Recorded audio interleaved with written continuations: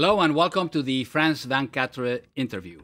The United Nations has declared every 19th of August World Humanitarian Day in commemoration of the 2003 attack of United Nations headquarters in Baghdad that killed 22 persons, many of them UN officials. My guest today is Guillaume Folliot, Assistant Director of the World Food Programme in Burma. Welcome to France 24. We appreciate you accepting our invitation.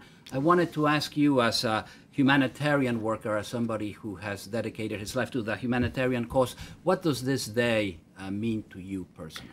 Well, for us, it's a very powerful and symbolic date in the sense that not only we remember our colleagues that have died and that have been killed that day 11 years ago, but it's also a way to remember our colleagues that are being killed every year in the line of duty, and to try to recall to the general audience that humanitarian affairs is not only about assisting people in needs, but it's also a matter of engagement, commitment, and risks and professionalism.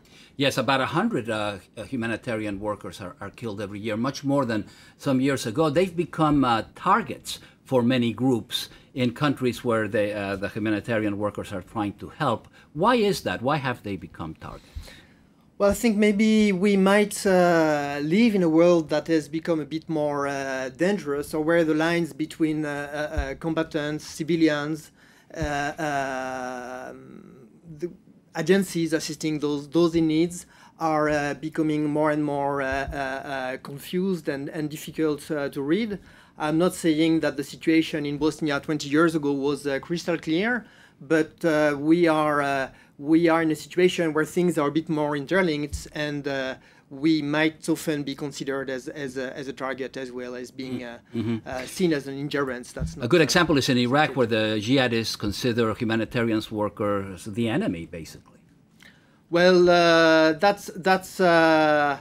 well, they seem to have a lot of enemies. I mean, not only humanitarian agencies. I think there is still room to operate, but I think everybody that's on their road and not on their side seems to be a potential Let me turn to the question of the humanitarian situation in the world today, which is really quite catastrophic. The United Nations has, for the first time, put 4 countries on what you call a level 3 list, those countries being Iraq, Syria, South Sudan, and the Central African Republic. Could you explain what level 3 means, and how does that change the way humanitarian workers work in those countries? Well, when we are reaching a level of criticality of needs and scale of needs that is particularly big and acute, United Nations agencies do activate some internal protocols that we call L3 level, that enable us to mobilize much faster the staff, the funds, the assets that we can deploy anywhere in the world to respond faster and better to the needs of the population in need. So today we're talking about tens of millions of people in need, more than 11 million people who need aid in Syria alone, and not to speak of some of the other crisis areas that we've mentioned. Is the humanitarian community and the United Nations and its agencies and the non-governmental organizations, are they able to meet this challenge at this point, or are they falling behind? No, I think we are able to meet those challenges. It's very much a matter of resources. That's particularly important for an agency like the World Food Programme, that is 100% funded by voluntary contributions. And no government funding at all? Voluntary contribution by governments and the private sectors. Right. There might be sometimes a bit of a donor fatigue, especially on protracted crises like the regional crisis in and around Syria. Yet the government and the public and the private sectors have been generous, but it's not an easy road. But we have been generously supported, and I don't think we lag behind in terms of response. The challenge very much is often more a matter of security rather than an issue of resources. Because I understand that the community, the humanitarian community, was able to raise more money after the typhoons in the Philippines in just 3 days than they've been able to raise during the 3 years of the Syrian civil war. Well, that's a bit of the same symptom that the one that happened after the tsunami, where there is sometimes such an emotional commotion that a very large amount of funds can be raised quickly, while some other crises are much less attractive. I'm a bit sorry to use that word, but that's the reality of life. I wanted to turn briefly to the situation in South Sudan, where about 1 million people do not eat sufficiently, and where there are some serious concerns that we may be heading towards a famine there. This, of course, is in your area directly. What is the World Food Program doing in South Sudan to try to help that situation under difficult circumstances? Well, since the resumption of hostilities in South Sudan few months ago, we have had as a critical first step of response 2 main streams of activities. The first one was to assist the displaced population, so that the families, so that they can get enough food while they are being displaced. And the second one is to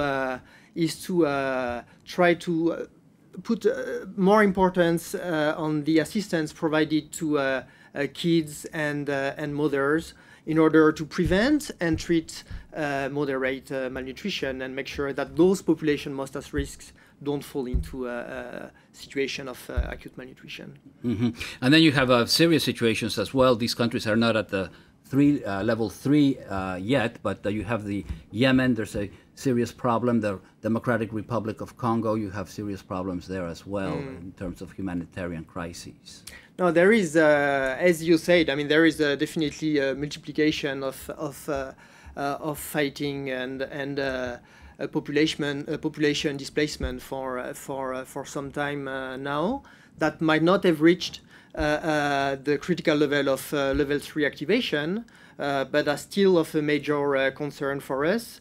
The Democratic Republic of Congo and Yemen are 2 priority organizations, priority operation for the World Food Program, and some of them indeed, like the Democratic Republic of Congo, are facing major challenges in terms of fundraising and funds. I want to ask you a question. The humanitarian community doesn't seem to have as good a press as it used to. A lot of people say, the man on the street that believes that there's a lot of bureaucracy involved, that too much money is spent where it shouldn't be, that the amount of aid that finally reaches people in need is not as much as it should be, and that a lot of it goes into into the bureaucracy, that also that the humanitarian workers are privileged, very highly paid. How do you respond to those critiques? Well, I do understand this frustration, because the field of humanitarian affairs and humanitarian response is a rather emotional one. That's something that we see on TV, and that always looks pretty desperate.